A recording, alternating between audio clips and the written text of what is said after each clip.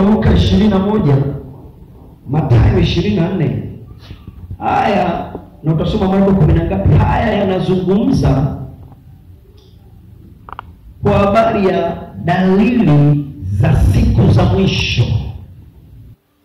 Yapo imegawanyika kwenye mafungu makuu manne, tutayaangalia. Haleluya kanisa. Haleluya watakatifu. Kwenye Luka ulikuwa na kisa hapa, wanafunzi na watu wakampeleka Yesu hekaluni, alafu wakaanza kumtania hekalu lilipopambwa. Alafu Yesu akawaambia, tuache mngelijua hapa hakutasalia jiwe juu ya jiwe, maana litabomoshwa. Kwa pamoja ndio swali lilikuwa, watu wakashtuka,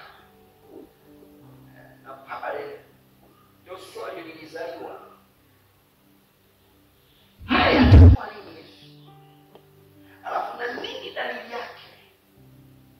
Sasa lile swali ndio Yesu alilokuwa akilisubiri, maana jibu lake halijaishia kwenye hekalu lile wanaloliona.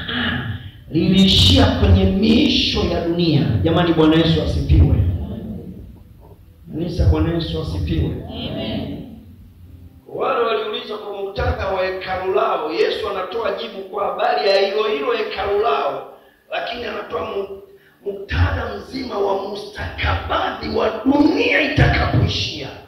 Tuko pamoja kanisa la Mungu? Kanisa, tuko pamoja watakatifu wa Mungu? Hiyo Luka 21 na hiyo Mathayo 24. Sasa tumesoma maandiko haya. Natamani kwanza tufahamu mambo makuu manne ya msingi, au kweli kuu nne za msingi kwenye dalili za siku za mwisho. Kweli ya kwanza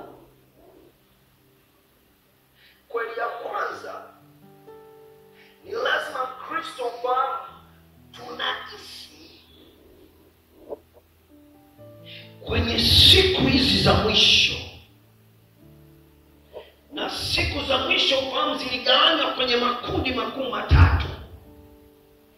Kuna siku za awali za siku ya mwisho za mwisho, alafu kuna zama za kati za siku za mwisho, alafu kuna zamani za mwisho za siku za mwisho. Ndio hiki kizazi tulicho nacho sasa.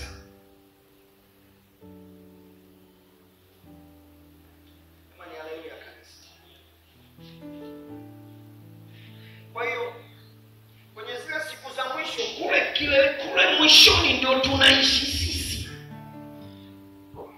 Au kweli kuu nne za msingi kwenye dalili za siku za mwisho. Kweli ya kwanza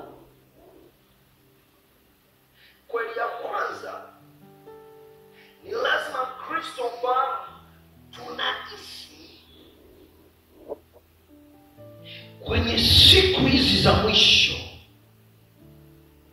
Na siku za mwisho fahamu ziligawanywa kwenye makundi makuu matatu. Kuna siku za awali za siku ya mwisho za mwisho, alafu kuna zama za kati za siku za mwisho, alafu kuna zamani za mwisho za siku za mwisho. Ndio hiki kizazi tulicho nacho sasa.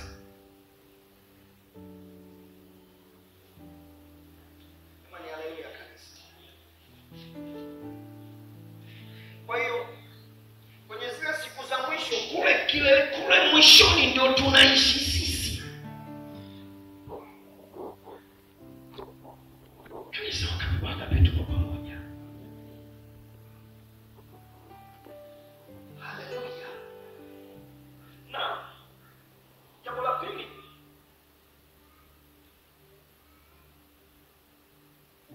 kwa nini tunasema tunaishi siku za mwisho? Kwa sababu yote yaliyotabiriwa, yaliyosemwa yametokea au yanatokea.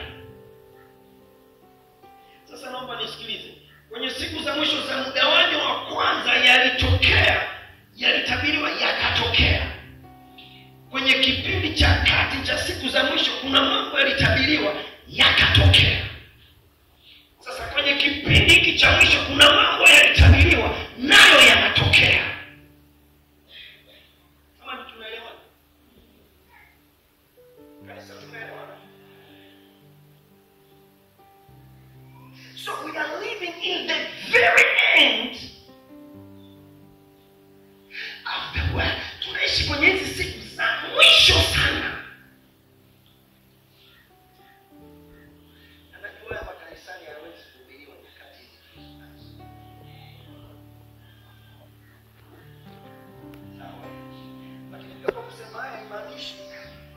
Tusiendelee shughuli zetu kama wale mabwana waliacha mambo yao wakikimbilia milimani kwa misituni. Jamani, Mungu atusaidie sana. Yaani maisha yatakuwa yaendelea, lakini ukae stand by. Jamani, jina la Bwana libarikiwe. Haleluya kanisa. Haleluya watakatifu. Jambo la pili, Yesu anarudi kunyakua watakatifu, wateule, waliokoka, watakaokutwa safi.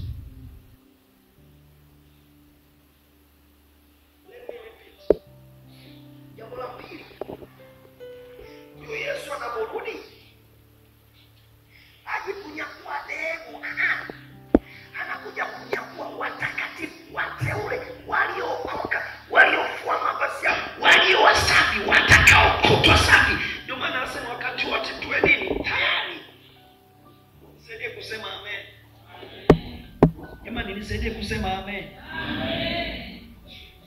Mwambie jirani yako uwe tayari wakati wote. This means hata nikiwa kibaruani na koroga zege, lakini zege lisije likanitoa kwa huyu Mungu hapa. Itakoroga zege, huko bado niko na Mungu wangu. Huko bado ninamfanyia ibada. Huko bado ninatunza utakatifu wangu. Jamani, haleluya. Haleluya utakatifu wa Bwana. Kama ninachoma chapati, kama ninakanga mandazi, kama ninafanya biashara, lakini bado na utakatifu wangu huko. Mtu akitaka kunitoa na mkatalia, mtu akitaka kunipuuzi, siwezi kwenda naye, siwezi kuchotwa na dunia, maana Yesu anakuja kunyakua watakatifu. Haleluya. Kanisa, haleluya. Huko nikiwa kazini, nikiwa nyumbani, nikiwa kwenye simu yangu na chati, siwezi kukubali simu initoe kwenye utakatifu wangu. Nisaidie kusema amen kwa jina la Bwana.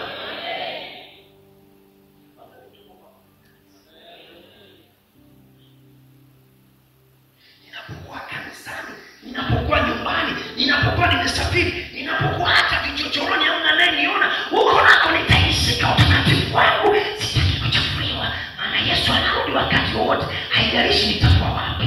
Nisaidie kusema amen. Wale wokovu wa kuwepo kanisani, ndani kule, ukiwa peke yako au ukiwa chumbani kwako na simu yako, unaweka pembeni. Usio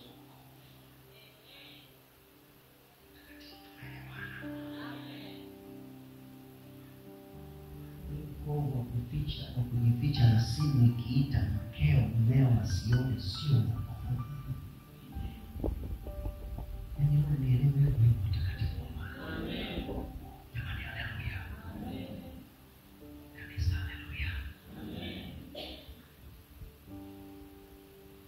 Kisa kimoja nilikiona, mtu mmoja ameomba sasa hivi ilitengenezwa sio cha kweli. Simu ikaitwa, akaogopa mke wake asije akapokea, akatoka na toro mpaka likaanguka. Na mapovu yake. Sasa nini kinampa BP mkewe asione kwenye simu? Mkewe atawa hawezi kuona, Yesu naye haoni. Jamani, are we together? So Jesus is coming. Jamani, amen. So Yesu anakuja kunyakua watakatifu tu. Basi. Sio watakatifu. Na atakayekuwa ndio ananyakuliwa. Ila nitoe angalizo ambalo naomba Mungu atuepushe kanisa la Betheli. Na Ijumaa tulipilia sana Mungu. Baba, epushe tusije tukachwa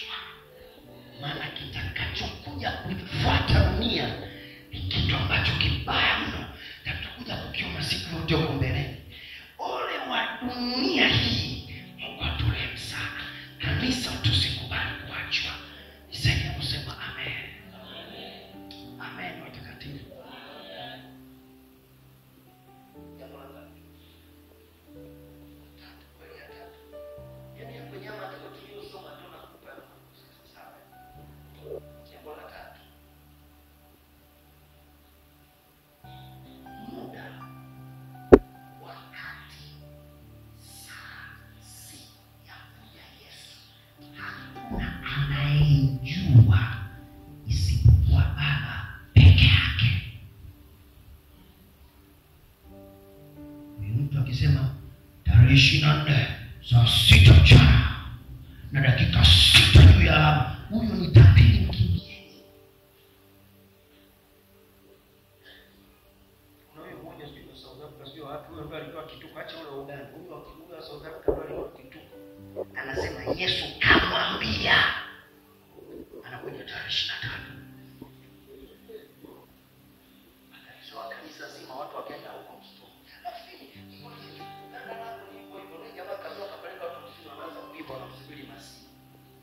anakuja mchana, jua likaanza kuzama, atokee. Mara giza linaingia, atokee. Mbio za kinaweza zikaanza kuchoka. Yesu atokee.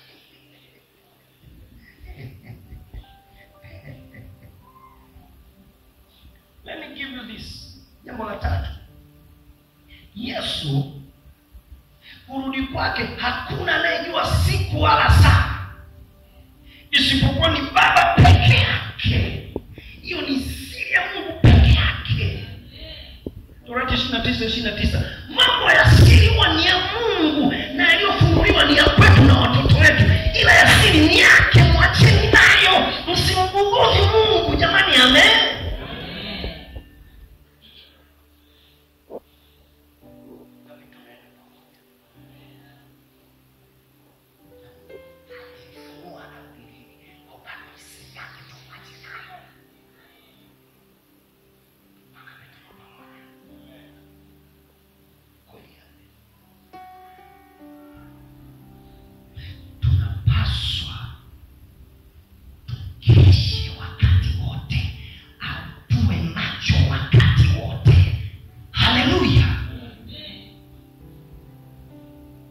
So we need to be very watchful. Tunapaswa tuwe macho wakati wote.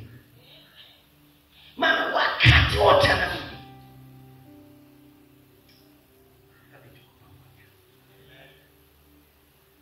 Kanisa la Bwana ngapi tuko pamoja?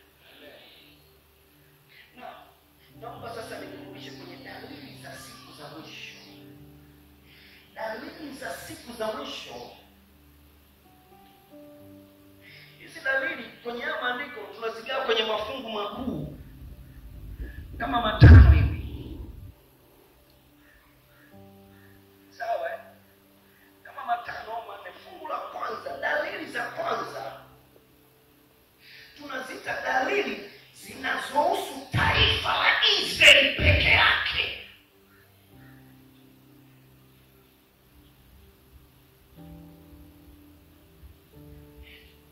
Kuna dalili zinazohusu taifa la Israeli peke yake.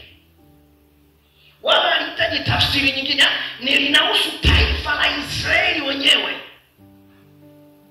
Kuna mambo kama 6, 7, 10 hivi pale. Lakini ngoja nikupe mfano wa jambo moja. Ukisoma Ezekiel 37 mstari wa 21 na 22. Ezekiel 37, 21, 22. Na utasoma 39, 25, 29. Hiyo Ezekiel 39, 25 mpaka 29. Hiyo ni jambo moja, tutakupa dondoo hizo. Kuna mambo 9 ambayo yote ni masomo. Sasa nikupe hilo moja tu. Hebu utanisomea Ezekiel 30 ngapi? 37. Neno la Mungu linasema, ukawaambie Bwana Mungu asema hivi, tazama, nitawatoa wana wa Israeli toka kati ya mataifa, walikokwenda, nami nitawakusanya pande zote na kuwaleta katika nchi yao wenyewe. Nami nitawafanya kuwa taifa moja katika nchi hiyo juu ya milima ya Israeli, na mfalme mmoja atakuwa mfalme wao wote. Wala hawatakuwa tena mataifa mawili, wala hawatagawanyika kuwa falme mbili tena hata milele. Hata nini? Hata milele. Kabila 10 zilikuwa zinatengeneza taifa linaitwa Israeli. Kuna makabila mawili yalikuwa yanatengeneza taifa la Yuda, na falme zikawa mbili. Tuko pamoja watakatifu wa Bwana. Tuko pamoja. Hawa mnafahamu walipitia utumwani, wakachukua utumwani. Mwisho wa siku kipindi hiki cha Ezekieli wakachukuliwa utumwani na Babeli. Sawa? Sasa wakati wanarudishwa, Ezekieli na Yeremia ndio miongoni mwa manabii waliochukuliwa Babeli. Sasa wakati unabii unatoka kwa habari ya kurudi, kumbuka ni taifa moja la Ukaldayo la Babeli liliwachukua utumwa. Tuko pamoja jamani? Tuko pamoja watakatifu wa Bwana. Na Mungu anamtokea Ezekieli, anamuonyesha jinsi taifa litakaporudi. Na litakaporudi hakutakuwa tena na yale makabila, mimi Mwefraimu, mimi hili litakuwa taifa moja tu. Sawa? Sasa kuna lugha natamani uifahamu hapo. Anasema hivi, taifa la Israeli litakapotoka kutoka kwa mataifa. Hapa walitekwa na taifa moja. Lakini unabii unapotoka unasema watarudi kutoka mataifa kwa inaonyesha kumbe unabii sio tu wa kipindi cha Mkaldayo, hapana, unaonyesha ni dalili za siku za mwisho. Na mnafahamu baada ya Yesu mwaka wa 70 Israeli iliharibiwa. Ndio hiki Yesu alisema litasalia jiwe juu ya jiwe. Kapigwa na Warumi. Dola ya Rumi. Sawa? Sio kanisa, dola ya Rumi tusichanganye. Kuna kanisa na kuna dola. Hii ni dola ya Rumi kalipiga taifa la Israeli kwa natawala dunia. Sema tunaenda pamoja watakatifu wa Mungu. Ilipiga. Ikaliharibu kama Mungu ikalisagasaga. Na ndio lile kama lilomtambia Yesu. Tena kwenye Yohana utasoma kunaambia mzee, hili limejengwa mwaka wa 40 na ngapi? Unasema utalivunja siku 3 tu mzee, vipi bwana? Yesu akasema pale, ili taribika tu hivi. Na kwanza hapo ndio nilikuja kuharibiwa na jemedari Tito. Huyu jemedari alituma na yule mfalme yule akirudi, walipoharibu ile hekalu ndio lijajengwa mpaka leo. Jamani, tunaelewana watakatifu wa Mungu. Amen. Sasa hapa unabii na ndipo taifa la Israeli likatawanyika lote. Kuanzia mwaka wa 70 ukaja mwaka wa 100, wa 200, wa 400, wa 700, wa 1000, wa 1800, mapinduzi ya viwanda. 1900 mwamsho. Kwa pamoja mwaka 1945 kuliwa ndio la watu historia. Hiyo ndio ilibonga sisi ikapenya-penyaje mwaka 48 ikatengenezwa taifa. Hapo ikavundishwa.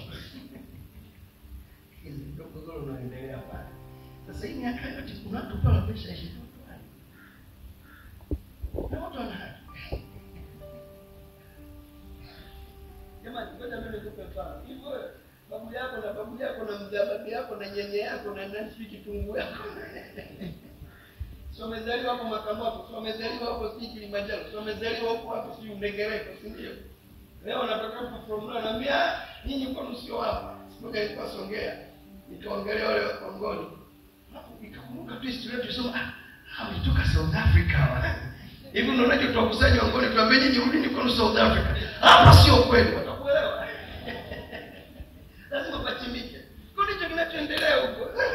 Hapo ni kuelewa tu jamani. Haleluya.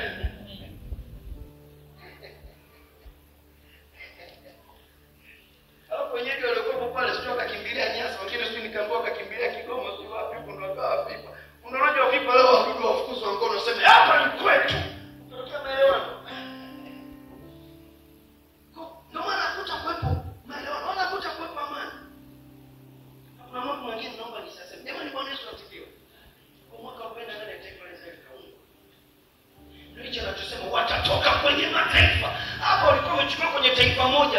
lakini unabii unatoka kwamba watarudi kutoka kwenye mataifa, na hapo litakuwa taifa moja na mfalme mmoja. Hicho kilichotokea mwaka 40. Kwa kuna dalili za siku za mwisho zinazo na taifa la Israeli. Sasa kuna dalili kama 8, 9 ambazo tuziachukue hiyo moja. Haleluya kanisa la Bwana. Haleluya watakatifu wa Mungu. Watu walipata kuhusu vita zinazoendelea Israeli na nilicheka sana. Nilicheka wewe.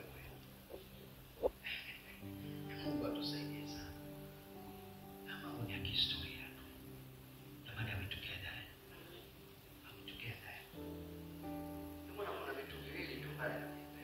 Yaani vilishaka wazi na Yesu mwenyewe. Sema iombeni amani ya Yerusalemu. Maana kitakeni amani ya Yerusalemu. Iombeni amani ya Yerusalemu. Kile kwa Biblia akasema hawezi kuwa na amani ya Yerusalemu. Kama tunaelewa watakatifu wa Bwana. Yana kanisa la Bwana. Kuna mambo mengi huko. Mungu atusaidie sana. Kwa hiyo ni fungu la kwanza la dalili za siku za mwisho zinahusu taifa la Israeli. Kuna dalili kama 9 hivi na watu ziache. Nichukue hiyo moja tu. Nisije